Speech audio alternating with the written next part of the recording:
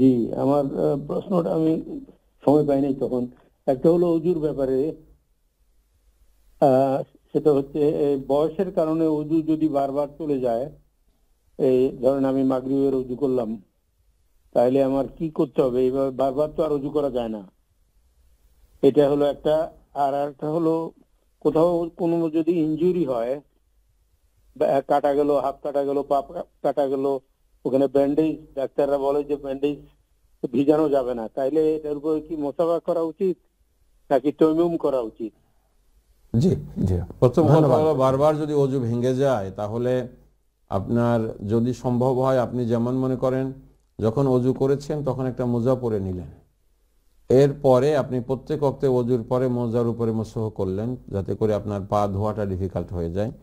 কিন্তু অজু চলে গেলে প্রত্যেক ওয়াক্তে অজু করাটা হলো নিয়ম, আর যদি এরকম বারবার অজু ভেঙে যায়। আর যদি এমন হয় যে না পানি টাচ করলে পরে শরীরের ক্ষতি হবে, ডাক্তার পানি টাচ করতে নিষেধ করেছে, তখন তায়াম্মুম করা যাবে। সেকেন্ড হলো যদি উন্ড কোনোখানে হয়ে যায় এবং ব্যান্ডেজ দেওয়া হয় তাহলে ওই অংশটা ভিজানো যাবে না, এটার উপরে মসহ করে নিলে হবে। তায়াম্মুম করার থেকে মসহ করাটা বেটার। যদি সেটা সম্ভব না হয়, ওয়ার্স সিনারিও হয়, তখন শুধুমাত্র তায়াম্মুমের দিকে যেতে হবে।